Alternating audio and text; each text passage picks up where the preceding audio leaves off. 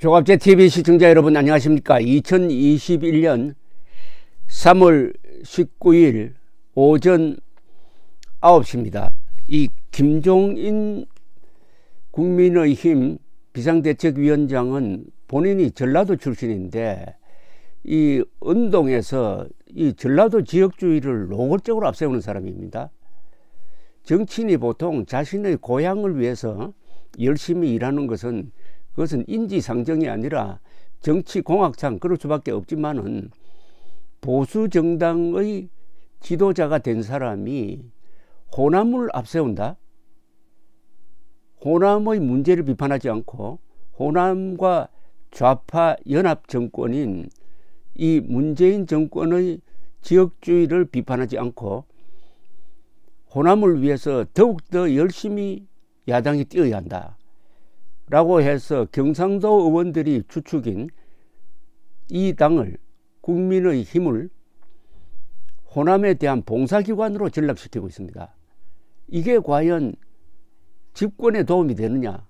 그런데 어떤 공학을 가지고 어떤 수학을 가지고 분석을 했는지 김종인 씨는 그게 집권에 재집권에 도움이 된다는 이야기를 하고 있습니다.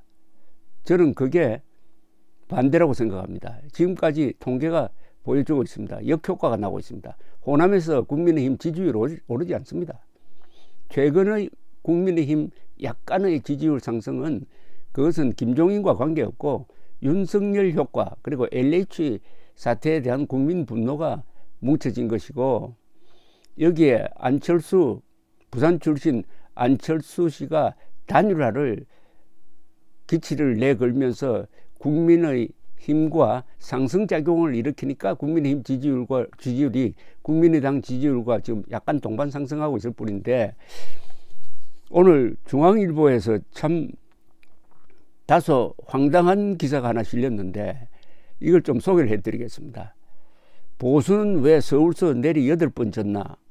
무릎 꿇은 김종인의 답이 있다.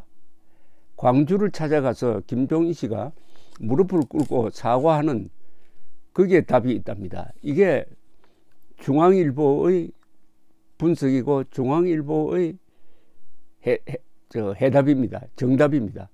그럼 앞으로 계속 경상도 주축의 국민의힘이 호남을 위한 봉사기관으로 전락하면은 정권이 온다. 그렇게 될까요? 그런데 이 기사를 읽어보니까 통계 하나가 등장했는데 이 통계에 대한 해석이 잘못됐어요. 뭐냐? 서울에 호남 사람들이 가장 많이 산다는 겁니다. 서울 제가 호남 출신이 가장 많다. 서울 출신이. 그런데 통계를 제시를 했는데 2015년 인구주택 총조사를 해가지고 2017년 4월에 발표를 했는데 출생지별로 보면은 서울이 47.9% 제일 많고 호남이 14.8%, 영남이 12.7%, 인천 경기 9.4%, 충청 9.3%입니다. 여기서 호남이 14.8%라고 해서 가장 많다. 그러니까 서울시장 선거에서 이기려면은 호남 위주의 정책을 펴야 한다라는 뜻으로 해석이 되는데 그렇게 해석을 했는데 여러분 14.8과 12.7의 차이는 2%포인트입니다. 즉 호남 14.8, 영남 12.7 이걸 호남이 많다고 호남 위주로 가야 된다는 이 통계를 뒷받침합니까? 이게 과거 같으면은 호남 출신들이 서울에서 약 20% 이상이었습니다. 20%포인트 이상이었어요. 그때는 영남보다 2배였습니다. 그러나 점점 변하고 있습니다. 변해서 지금 인구주택 총조사를 해보면은 예컨대 2000년에 한 조사에 따르면은 비해서 15년이 지나니까 호남 사람들의 비중이 2.2%포인트 줄었어요. 영남 비중은 0.8% 높아졌습니다. 이제 서울도 바뀌었습니다. 서울이 호남이 주도하는, 호남 사람들이 주도하는 도시가 아닙니다. 여기 나와 있잖아요. 서울 출신이 47.9, 호남 14.8, 영남 12.7. 이러면 호남과 영남이 같다고 봐야 되죠. 근데 이걸 어떻게 해석을 해가지고 호남이 압도적으로 많을 경우에는 친호남 정책을 쓰는 게 유리할지도 모릅니다. 그런데 여기 답이라고 한 것의 기준은 뭐냐? 이게 답이랍니다. 김종인 국민의힘 비상대책위원장이 지난해 8월 광주 북구 운정동 국립 5.18 민주묘지를 찾아 무릎을 꿇고 참배하고 있다.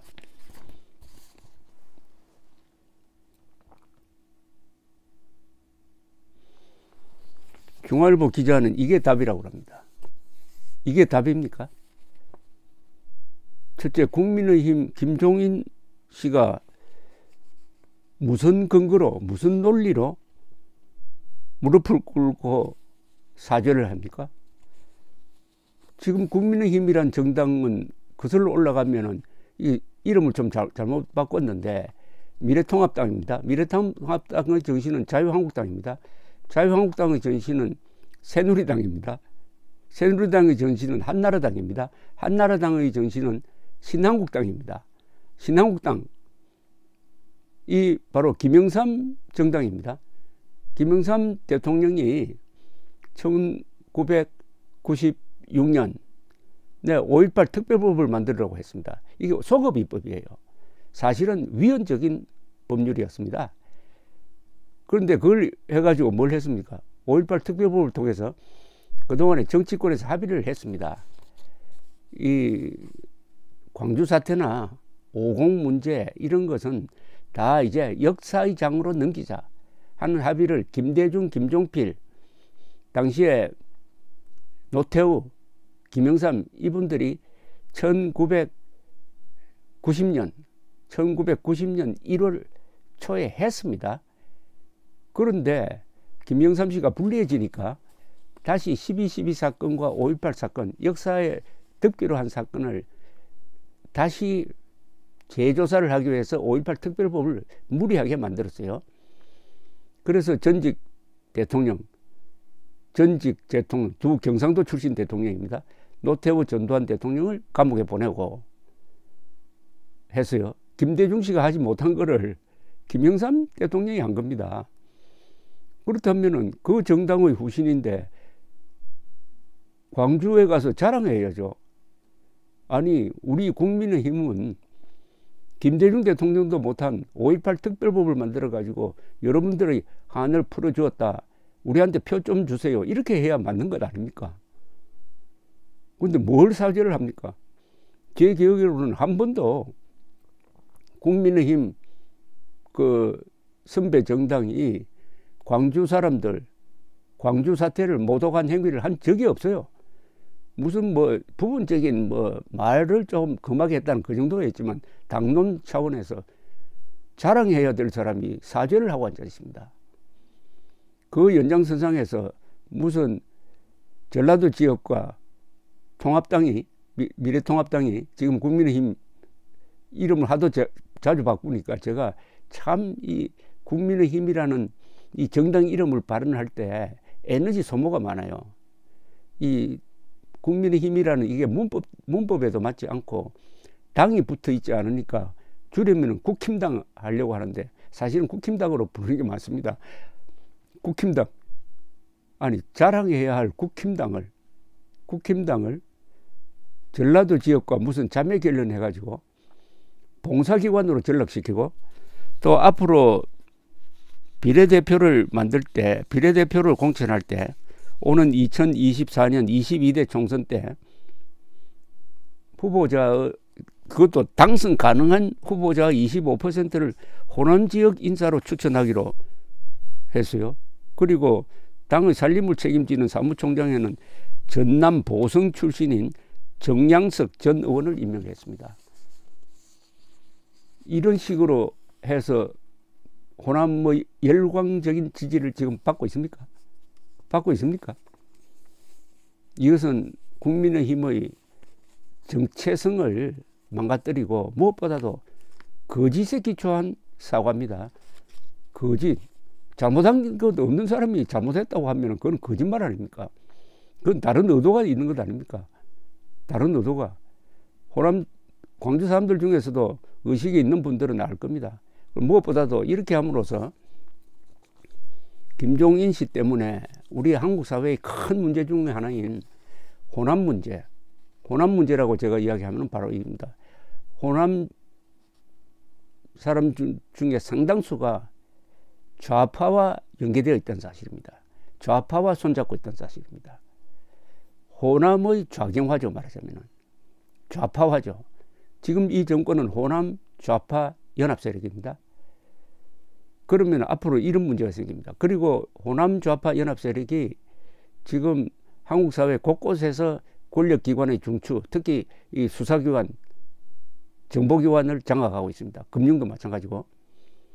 그럼 그 결과로서 대한민국의 헌법적 질서, 자유민주적 기본 질서를 정진시키는 방향으로 작용하고 있느냐. 오히려 그 반대 아닙니까? 그러면은 이런 문제가 생깁니다. 대한민국이 호남화될 것이냐. 호남이 대한민국화될 것이냐. 대한민국이 호남화되면은 그 종착역은 어디냐. 그렇다면 당연히 호남이 대한민국화돼야죠. 호남 사람들이 대한민국의 헌법을 존중하고 대한민국의 정통성을 존중하고 해야 됩니다. 과거에 호남은 보수의 성지였습니다. 성지라는 표현은 조금 과하지만 하여튼 보수의 터전이었어요. 한민당, 동아일보, 김성수, 위대한 독립투사들, 그리고 건국에 기여한 사람들이 호남에서 나왔습니다. 특히 이철성 같은 분들, 야당을 하더라도 안보에 대해서는 협력한다 하는 건전한 야당의 모범을 보여주었던 이철성 선생, 이런 분들이 다 호남뿐이었습니다. 그러다가 김대중 등장한 이후에 호남이 좌파와 손잡는 좌경화 현상을 보였습니다. 그리고 사실은 한국 사회의 주류 세력이 되었어요. 인구는 경상도보다 조금 적지만은, 그런데도 김종인 씨는 서울시장 선거에서 이기려면은 호남의 한을 풀어줘야 된다는 말을 합니다. 호남의 한을 더 풀어줄 게 뭐가 남아 있습니까? 대한민국의 한을 풀어줘야 되는 것 아닙니까? 그런